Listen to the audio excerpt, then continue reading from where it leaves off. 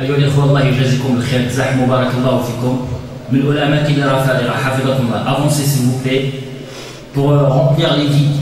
بارك الله فيكم parce qu'il y a pas mal de frères qui vont arriver. حفظكم الله. إن الحمد لله نحمده ونستعينه ونستغفره ونستهديه ونتوب إليه ونعوذ بالله من شرور أنفسنا ومن سيئات أعمالنا من يهده الله فهو المهتد ومن يضلل فلن تجد له وليا مرشدا وأشهد أن لا إله إلا الله وحده لا شريك له أكرمنا بخير كتاب أنزل وخصنا بخير نبي أرسل محمد صلى الله عليه وسلم وأشهد أن محمدا عبده ورسوله صفيه وخليله أدى الأمانة وبلغ الرسالة ونصح الأمة وجاهد في الله حق جهاده حتى أتاه اليقين فاللهم احينا على سنته وامتنا على ملته واحشرنا في زمرة مع الذين أنعمت عليهم يا رب العالمين يا أرحم الراحمين. يقول الله عز وجل في كتابه الكريم يا أيها الناس اتقوا ربكم الذي خلقكم من نفس واحدة وخلق منها زوجها وبث منهما رجالا كثيرا ونساء واتقوا الله الذي تساءلون به والارحام ان الله كان عليكم رقيبا. يا ايها الذين امنوا اتقوا الله وقولوا قولا سديدا يصلح لكم اعمالكم ويغفر لكم ذنوبكم ومن يطع الله ورسوله فقد فاز فوزا عظيما. اللهم اجعلني واحبتي من الفائزين. اما بعد فان اصدق الحديث كتاب الله وخير الهدي هدي محمد صلى الله عليه وسلم وشر الامور محدثاتها وكل محدثة بدعة وكل بدعة ضلالة وكل ضلالة هي وصاحبها في النار. اللهم اجرنا من البدع والنار يا رحيم يا رحمن يا جبار. أما بعد أيها الإخوة والأخوات كنا قد وعدناكم في اللقاء الشهري الذي مضى والذي كان حول محور الأسرة المسلمة والبحث عن السعادة. كنا وعدناكم أن نتحدث في موضوع الزواج وفي قضية اختيار الزوجة الصالحة أو اختيار الزوج الصالح. إن الحديث عن الأسرة أيها الإخوة هو حديث كل يوم يحتاج منا أن نذكر بعضنا البعض عن فضائل الأسرة السعيدة وعن قيم هذه الأسرة السعيدة. ولذلك أحببنا اليوم وهذا يوم عطلة وهذا يوم إقبال شباب وشابات على المسجد في هذا اليوم أن نغتنم هذه الفرصة لنتحدث عن في هذه الخطبة عن مقاصد ودور ووظائف الزواج لنرجع الحديث عن معايير اختيار الزوجة الصالحة ومعايير اختيار الزوج الصالح إلى الخطبة القادمة بإذن الله عز وجل. Donc, le sujet d'aujourd'hui, mes chers frères et sœurs, c'est autour de la question du mariage.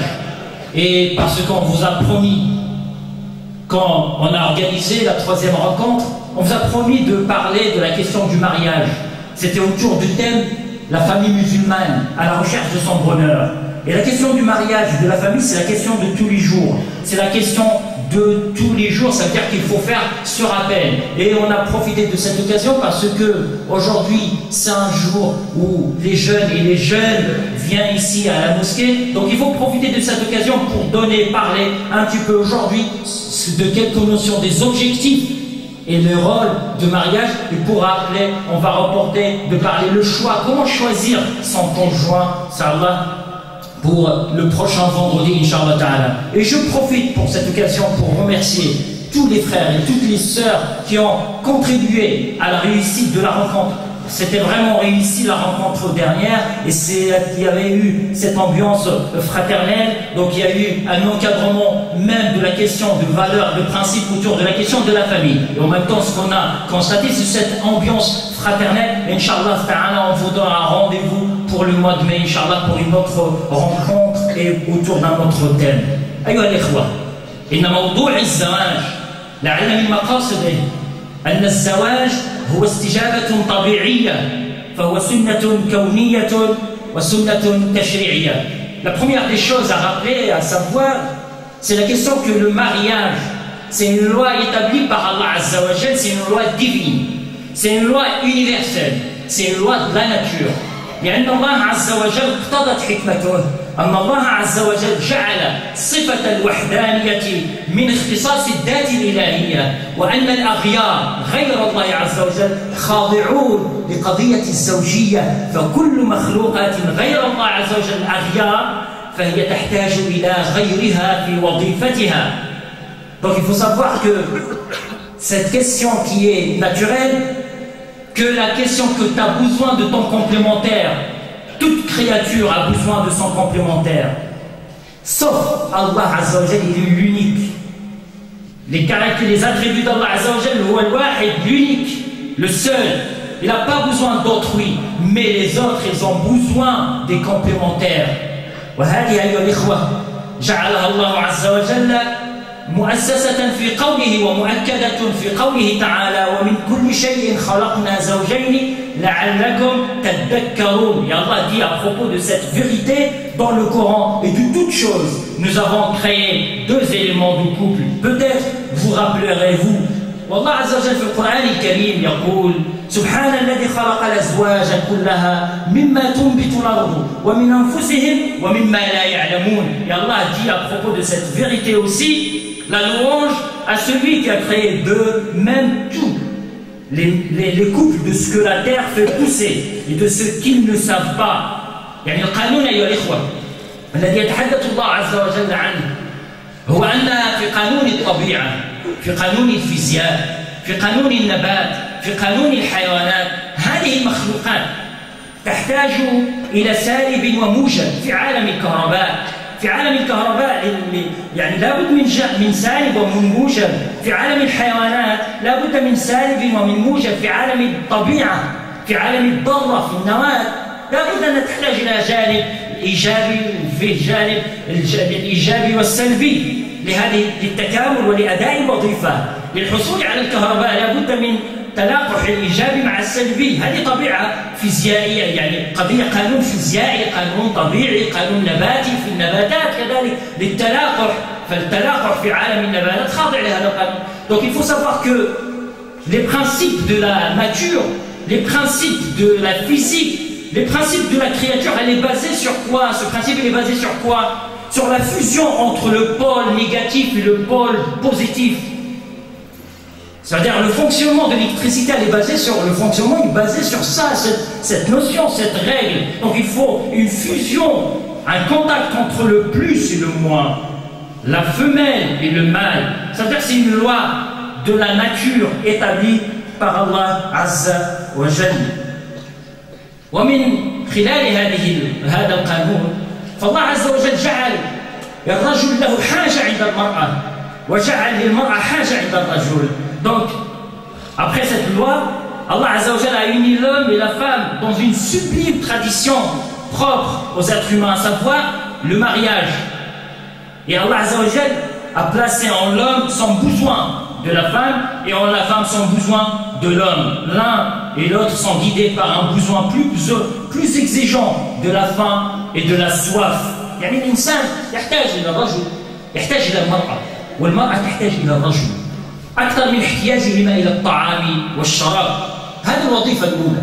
الوظيفة الثانية أيها الإخوة هي قضية استمرار الأجيال، بمعنى استمرار العنصر البشري، بمعنى استمرار الحياة في البشر. C'est-à-dire qu'il faut savoir que aussi parmi les objectifs, c'est la continuité des générations, la continuité de l'espèce humaine et la continuité de la vie. ولعل من بين مقاصدها قضية التكاثر، فجعلها الله عز وجل قضية التكاثر جعلها الله عز وجل سنة كونية واجتماعية مطلوبة لاستمرارية حياة الناس حتى يرث الله الأرض ومن عليها. الله عز وجل يقول في القرآن الكريم يا أيها الناس إنا خلقناكم من ذكر وأنثى وجعلناكم شعوبا وقبائل لتعارفوا إن أكرمكم عند الله أتقاكم. Donc il faut savoir que la reproduction est un objectif naturel du mariage. Et grâce à sa pieuse progéniture, l'homme perpétue l'existence de l'espèce humaine. Allah dit dans le Coran, oh les gens, nous vous avons créé d'un mâle et d'une femelle. وقال في قوله في القرآن الكريم يا أيها الناس اتقوا ربكم الذي خلقكم من نفس واحدة وخلق منها زوجها وبث منهما رجالا كثيرا ونساء واتقوا الله الذي تساءلون به والأرحام إن الله كان عليكم رقيبا. Allah dit dans le Coran à propos de cette vérité, oh votre Seigneur qui vous a créé d'une personne unique et d'elle son épouse et qui des deux a fait foisonner beaucoup d'hommes ainsi que des femmes. لهذا الله عز وجل خلق الإنسان ليعمر هذه الأرض Allah Azza wa Jalla a créé l'être humain, ce que nous avons vu dans le dernier discours. Il a créé l'être humain pour peupler cette terre, pour l'existence sur cette terre, mais c'est une existence utile. Allah dit dans le Coran الكريم الله يتحدث عن في أواخر سورة الفرقان يتحدث عن صفات عباد الرحمن ومن بين صفات عباد الرحمن هم الذين يقولون ربنا هب لنا من أزواجنا وذرياتنا قرة أعين واجعلنا للمتقين إماما. Allah Azza wa Jalla, à propos de cette vérité parlant de la recherche de la progéniture pieuse sur terre, ça veut dire peupler utilement la terre et d'avoir des bonnes personnes, des gens porteurs des valeurs, des gens qui sont utiles sur la terre. Parmi les qualités des serviteurs d'Allah Azza wa Jalla qu'Allah Azza wa Jalla a traité dans la dernière sourate de discernement Al-Furqan en parlant des caractéristiques et des qualités de ces serviteurs en disant et qui disent Seigneur, donne-nous en nos conjoints et nos descendants la joie des yeux, c'est-à-dire la stabilité, la joie des yeux, c'est-à-dire la stabilité de tes yeux. La joie des yeux est fait de nous un guide pour les pieux. الرهان رهانك أيها الأخ رهانك أيتها الأخت هو أن تعيش لأجيال تمتد في الزمن بمعنى أن تكون لك ذرية أن تبني الرجال الصالحين والنساء الصالحات. C'est ça le grand défi. C'est comment travailler et œuvrer pour avoir de la progéniture pieuse, des hommes sur terre, des femmes pieuses sur terre, porteurs et porteuses des bonnes valeurs et des grands principes, de grands projets sur cette terre. ومن بين أيها الإخوة الوظائف الزواج أنه هو الطريق النظيف لإشباع غريزة الجنس لدى الإنسان. وربما هذه من الوظائف الأولى، يمكن نقدروا نقولوا هذه من الوظائف الأولى، ليس على سبيل الترتيب، هذه الوظائف ليست على سبيل الترتيب. هذه الغريزة أيها الإخوة لا يكاد إنسان ينجى من ضغطها ويسلم من ضغوطاتها. Parmi aussi des objectifs du mariage aussi, c'est la question que le mariage, c'est la voie naturelle et c'est la voie propre pour assouvir à ses besoins sexuels, à son désir, l'assouvissement de son besoin sexuel. Et ça peut être le premier objectif. Mais quand j'ai cité ces objectifs, c'est pas par ordre, mais seulement parler des objectifs. C'est pour faire rappel à la notion de cette question que peut-être ça peut gêner certaines personnes en disant qu'on ne traite pas ces questions de la mosquée, mais il faut les traiter. Si on ne les traite pas dans la mosquée ou à la mosquée, ils vont être traités ailleurs, mais différemment. C'est pour ça qu'il faut donner les bonnes réponses et les bonnes raisons pourquoi on se marie. C'est pour assouvir à son besoin que personne n'est à l'abri de sa pression. Il y a des contraintes au niveau de cette attente sexuelle, ce besoin qui est naturel chez l'être humain. Et Allah Azza wa Jalla, il a parlé, il a traité ces questions-là et qu'on va voir, Inch'Allah, par la suite. لهذا أيها الإخوة أن الله عز وجل جعل الزواج هو الفضاء الوحيد والشرعي لنحقق فيه إشباعنا الغريزي وتحقيق الارتواء الجنسي كما يقول العلماء. Donc c'est le seul espace et le cadre légal dans lequel on réalise ce besoin, on répond à ce besoin qui est sexuel. والله عز وجل جعل في مشيئته جعل وطلب من الإنسان أن يتحرر من نزواته ومن شهواته. Donc Allah Azza wa Jal veut que l'être humain soit débarrassé de l'emprise de sa propre personne sur lui, de ses désirs sur lui, de ses pulsions. Ça veut dire lui qu'on voit l'être humain, il est sous l'emprise de son âme, de ses désirs, il va dévier. Allah Azza wa Jal, c'est ça le grand combat, c'est ça le grand défi. Pour les jeunes qui ne sont pas mariés surtout, c'est un grand effort, c'est un grand jihad sur soi-même. Le fait de maîtriser son désir, de maîtriser ses pulsions, toutes ces attirances qu'on voit, toutes ces séductions qu'on voit, la séduction partout, c'est un grand travail pour les jeunes, et même pour ceux qui sont mariés aussi. Mais surtout pour les jeunes, c'est un travail. C'est-à-dire de la maîtrise, le fait de maîtriser ses désirs, ses pulsions, ses tentations, c'est un grand combat, et c'est un grand effort, et c'est un grand jihad. لهذا يا الإخوة بالزواج يتحقق النظام الذي يضمن سيادة الإنسان ويحفظ كرامته.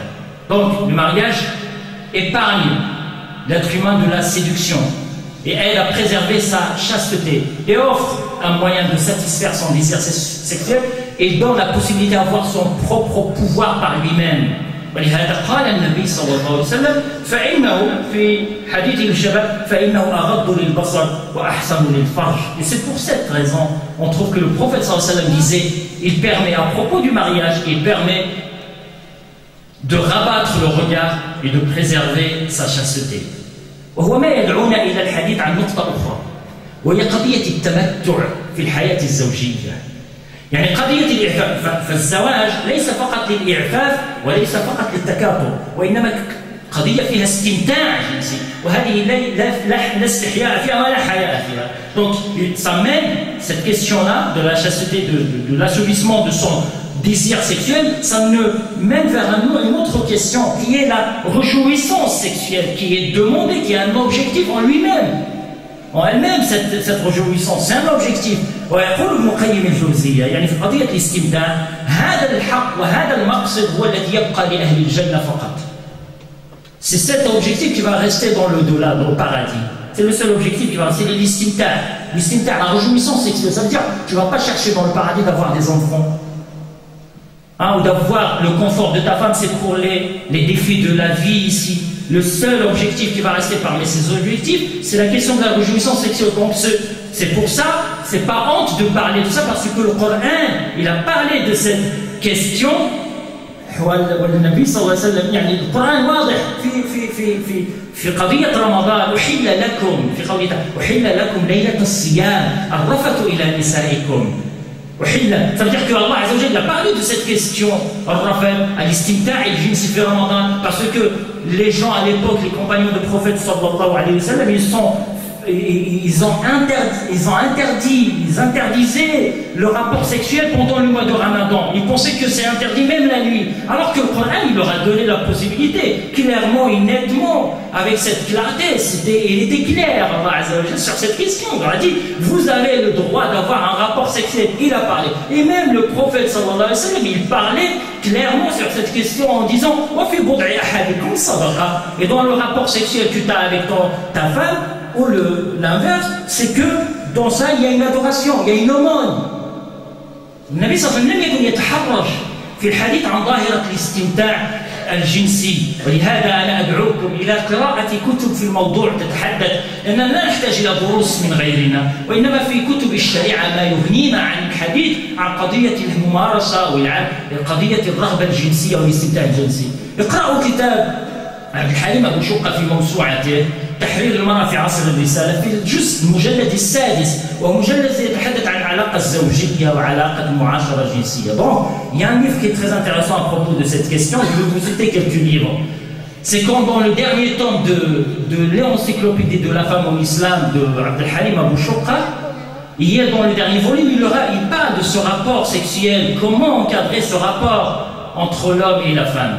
Il y a un livre qui est très intéressant وكتاب آخر وهو مترجم بالفرنسية من أجل حياة جنسية ناضجة وهو للدكتور أحمد الأبيض وهو دكتور في الشريعة ودكتور في الطب النفسي وهو كتاب رائع وهو مترجم. Donc il y a un livre qui est traduit aussi, on appelle la traduction, c'est comme ça, c'est le mariage et le plaisir de l'islam. C'est un livre blanc, et c'est écrit par un spécialiste et c'est en la matière de la vie conjugale et même dans la religion, dans les sciences religieuses, c'est très intéressant à lire. وهناك كتاب أيها الإخوة للشيخ عبد الله بن الصديق رحمة الله عليه ما يجوز وما لا يجوز في العلاقة الجنسية وهذا الكتاب ترجم كذلك. Donc il y a un livre qui est traduit aussi qui parle de cette question ما يجوز وما لا يجوز. J'ai oublié la traduction mais c'est de Abdullah ibn Siddiq en parlant de ce qui est permis, ce qui est licite et ce qui est illicite dans le rapport conjugal. Il y a pour les francophones un livre très très intéressant et ça on aimerait bien que ces jeunes-là aient recours à ce livre, c'est parce que c'est très intéressant dans l'encadrement, c'est la sexualité en islam de Mohamed Abou Tourab, c'est écrit en français et il est clair dans cet encadrement qui est religieux à propos de cette relation conjugale. أيها الإخوة، لعل من مقاصد الزواج أن الزواج هو سلوك تعبدي Et parmi les finalités du mariage, c'est un comportement d'adoration, c'est un acte d'adoration, c'est la moitié de la religion. يعني الإنسان يسعى من خلال الزواج للتعبد إلى الله عز وجل. ولذلك النبي صلى الله عليه وسلم في رواية عن أنس بن مالك أن رسول الله صلى الله عليه وسلم قال: إذا تزوج أحدكم العبد فقد استكمل نصف الدين فليتق الله في النصف الثاني. Le prophète Mohammed sallallahu alayhi wa sallam a dit, selon Abu Anas, lorsque quelqu'un se marie, il a acquis la moitié de la religion, qu'il craigne Allah pour l'autre moitié. والذي يجعل قضية الزواج منهج تعبدي هو استنان بسنة نبينا محمد صلى الله عليه وسلم واستنان بسنة الأنبياء والمرسلين. Ce qui rend cet acte de mariage, l'engagement du mariage, un mariage d'adoration, c'est adoration, c'est un acte d'adoration d'Allah Azza wa Jalla, c'est que c'est le but, l'objectif, c'est suivre la méthode de prophète, la voie de notre prophète et des prophètes, de tous les prophètes. منهجهم. وهذا الله عز وجل في القرآن الكريم يقول: ولقد أرسلنا رسلا من قبلك وجعلنا لهم أزواجا وذرية. Allah dit dans le Coran: nous avons envoyé avant toi des messagers et leur avons assigné des épouses et de la descendance. منهج. وعن ثوبان قال رسول الله صلى الله عليه وسلم: لا يتخذن أحدكم قلبا شاكرا ولسانا ذاكرا وزوجة مؤمنة تعينه على أمر الآخرة. قضية فيها تعبد، قضية فيها بحث عن الشريك وعن الشريكة التي تعينك على أمر الآخرة. قضية فيها عبادة لله عز وجل. Allah, le prophète sallallahu alayhi wa sallam dit dans un hadith: ayez un cœur plein de gratitude, une langue prompte à l'invoquer Allah Azza wa Jal, et une épouse croyante qui vous aide à obtenir la félicité dans l'au-delà. De même aussi, les femmes doivent rechercher un époux croyant qui les aide à obtenir la félicité dans l'au-delà. أيها الإخوة، أن من مقاصد الزواج أنه وسيلة للأخوة الاجتماعية، وأنه وسيلة لتثبيت معاني التكافل والتضامن. الله عز وجل في القرآن الكريم يقول: وأنكحوا الأيام منكم والصالحين من عبادكم وإمائكم إن يكونوا فقراء يغنيهم الله من فضله والله واسع عليم. Donc aussi l'objectif parmi les objectifs du mariage, le mariage aussi c'est un moyen de consolider la fraternité sociale et de l'affirmation de sens de l'entraide et de la solidarité et de la connaissance. De cette notion de la solidarité sociale, marier les veuves et les bons gens parmi vous. S'ils sont pauvres, Allah par sa grâce les mettra à l'abri. Dieu cependant est immense et savant. وتجد أن من بين الثلاثة الذين حق على الله أن يعينهم هو الطالب للنكاح أو الطالب للزواج. Et parmi, rapporté d'après Abu Huraira, que le prophète Mohammed sallallahu alayhi wa sallam a dit: l'aide d'Allah Azza wa Jalla est due à 3 personnes, et parmi ces 3 personnes, l'épouseur qui cherche la chasteté. هذه يحب ويسأل بالعفاف. الزواج أيها الإخوة هو أساس كل تعاون أسري وتعاضد وتوطيد العلاقات الاجتماعية. Les relations familiales sont renforcées grâce au mariage, avec l'extension de la famille. Les sentiments d'amitié, d'amour et de proximité sociale s'étendent aussi aux nouveaux membres de la famille. يا أيها الناس إنا خلقناكم من ذكر وأنثى وجعلناكم شعوبا وقبائل لتعارفوا إن أكرمكم عند الله أتقاكم. وكان هذا هو التصور الذي كان حاصلا في الجاهلية. أبا جهل لما علم ببعثة النبي صلى الله عليه وسلم، أحد أبناء أبي جهل من كان متزوجا بنتا من بنات رسول الله صلى الله عليه وسلم، رقية. لما علم ببعثة النبي صلى الله عليه وسلم أمر بتطليقها. شوف المعاني، يعني قضية الزواج هو ارتباط اجتماعي. المستوى ما عادش في المستوى ديالنا، كانت هذه القضية قوة الجماعة في التزاوج. Donc il faut savoir que le prophète, la fille du prophète sallallahu alayhi wa sallam, a été mariée à un fils d'Abu Jahl. Mais surtout, après la mission, la révélation de la mission prophétique, le début, Abu Jahl, il a renoncé à se marier. Et il a demandé la réputation, il a demandé de séparer son fils de la fille de Muhammad sallallahu alayhi wa sallam. Ça veut dire qu'il faut, le mariage c'est un moyen de consolider les liens sociaux, les liens familiaux. Et c'est pour cette raison on trouve que parmi les recommandations de notre prophète Mohammed sallallahu alayhi wa sallam, c'est chercher, ne restez pas limité dans un entourage familial, limité, restreint. c'est pour chercher. Il ne faut pas tourner autour que de ta cousine ou ton cousin. زدنا في بيتنا يبقى هنا والخير يبقى هنا. هذه العقلية كانت سائدة. يعني cette mentalité elle existait des générations, c'est resté à l'intérieur de la même famille. Elle prend que son cousin ou il prend que sa cousine. Je t'ai trouvé à mon fils, ma nièce. Oh, je t'ai trouvé mon neveu, prends-le. C'est comme ça. Mais ça fonctionne de cette manière, ça veut dire qu'on limite. Alors que le but derrière le mariage, c'est étendre la relation familiale. وهذا كان لذلك نرى من تعدد زواجات النبي كانت في هذه القضية كذلك تعدد زواج النبي صلى الله عليه وسلم من ابنة أبي بكر زواجه من ابنة عمر زواج علي يعني كان هذا التزاوج النبوي من باقي الأسر فيه تقوية لعائلة النبي صلى الله عليه وسلم فلذلك أيها الإخوة الزواج هو من أقدس المواثيق والعقود وهي علاقة كما يقول العلماء هي ذات أبعاد ثلاثية فهي علاقة تنشأ ما بين الرجل والمرأة وعلاقة تمتد إلى الله عز وجل وبداية الطريق إلى الله عز وجل يكون ويتأسس من خلال التحام قوي بين الرجل والمرأة. Donc il y a une relation triangulaire, c'est-à-dire qu'il y a une dimension triangulaire. Il y a une relation d'échange, de contact, d'amour entre l'homme et la femme, mais en même temps connecté avec Allah Azza wa Jal. C'est dans le but de satisfaire Allah Azza wa Jal, c'est dans l'amour d'Allah Azza wa Jal. Et quand on parle de ça, ça veut dire que c'est le chemin vers Allah Azza wa Jal se base sur une relation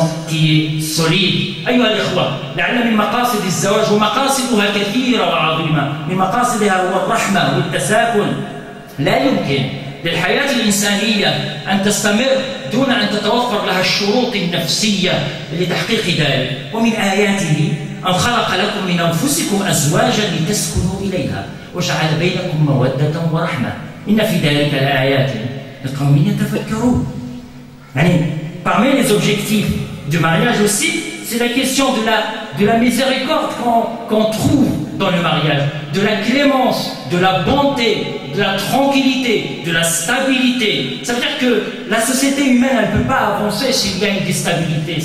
La société, elle est déstabilisée. Ça veut dire pour stabiliser les sociétés, il faut stabiliser les foyers, il faut que l'homme trouve la stabilité auprès de sa femme et qu'il faut que la femme trouve aussi cette stabilité, cette assurance auprès de son mari. Et ça, c'est parmi les signes d'Allah Azza wa Jal dans la créature qu'on a cité. C'est dans le verset qui dit que parmi les signes qu'Allah Azza wa Jal il a créé de vous, pour vous, votre conjoint, et auprès desquels vous trouverez l'apaisement et la quiétude et la stabilité. والحنراج أن الإسلام جعل هذا التساكن بين الرجل والمرأة يصل إلى مرتبة الجسد الواحد والروح الواحدة حتى تحدث عنها القرآن الكريم عن هذه الصورة قائلا هن لباس لكم وأنتم لباس لهن.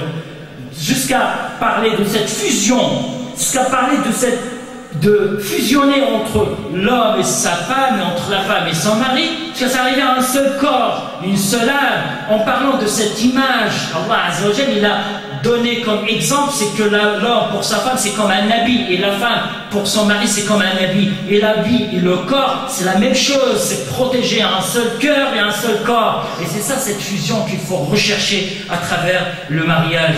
أيها الإخوة، لا بد للحياة الزوجية من سكينة، ولا بد للأسرة من محض لتربية الرجال والنساء هذا المستقبل. Il faut cette stabilité, il faut cet apaisement, cette tranquillité au sein de nos foyers pour construire qui? Les hommes de l'avenir et les femmes de l'avenir. أيها الإخوة، الزواج هو النواة وهي الوسيلة الوحيدة لبناء الأسرة. Le seul moyen pour fonder une famille, c'est le mariage.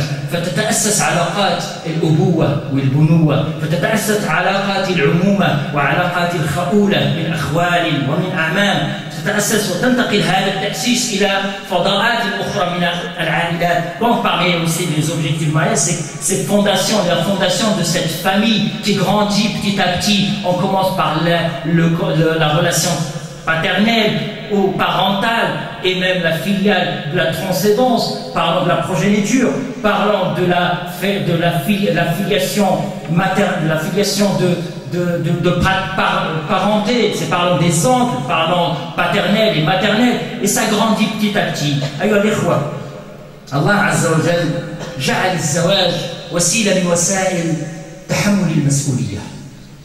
Donc Allah Azza wa Jal a fait de mariage un moyen d'être responsable, d'être mûr dans ses engagements. Tu grandis dans tes projets quand tu es marié.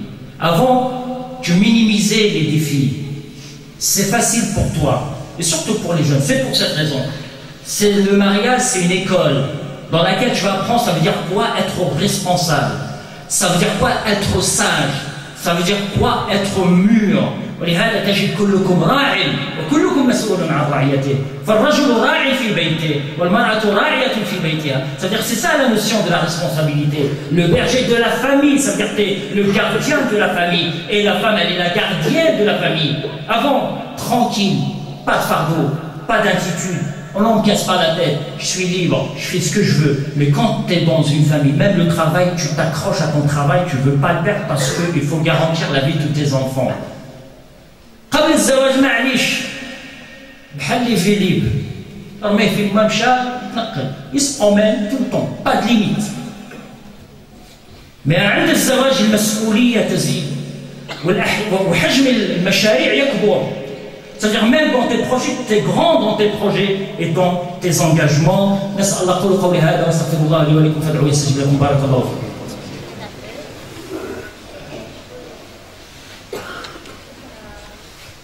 الحمد لله وكفى والصلاة والسلام على النبي المصطفى وعلى آله وصحبه ومن بسنته قد اكتفى. أيها الإخوة، لابد من خلال هذه المقاصد نفهم أن النبي صلى الله عليه وسلم كيف كان يحث على الزواج. Et c'est pour cette raison on trouve que le prophète صلى الله عليه وسلم insistait beaucoup sur le mariage.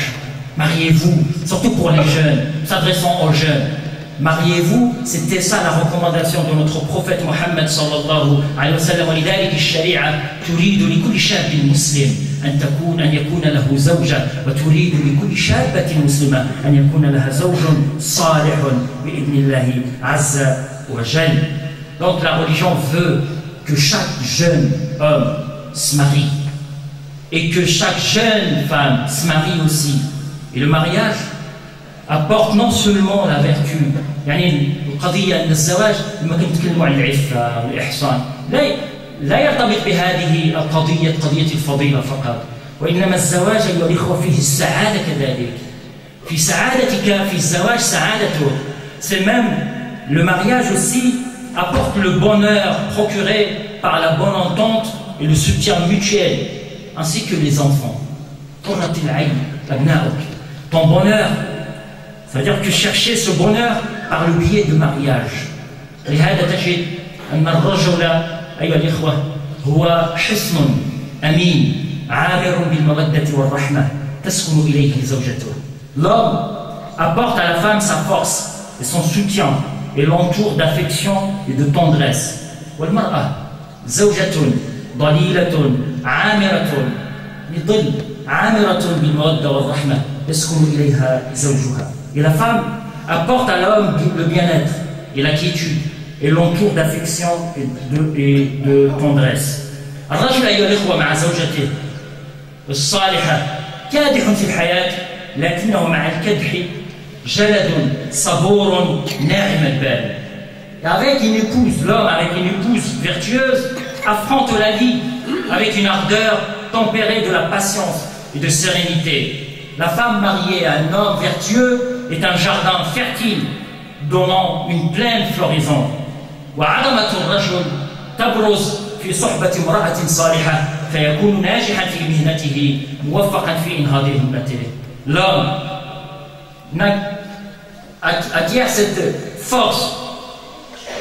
Il arrive à acquérir cette force grâce à la compagnie d'une femme pieuse. Il est alors pleinement efficace pour réussir dans son travail et contribuer au progrès de la société. أيها الإخوة، لابد أن للزواج شروطا ولا بد أن للزواج أيها الإخوة آداب. Donc certes, pour le mariage il y a des conditions. ولعل أول هذه الشروط هو حسن الاختيار.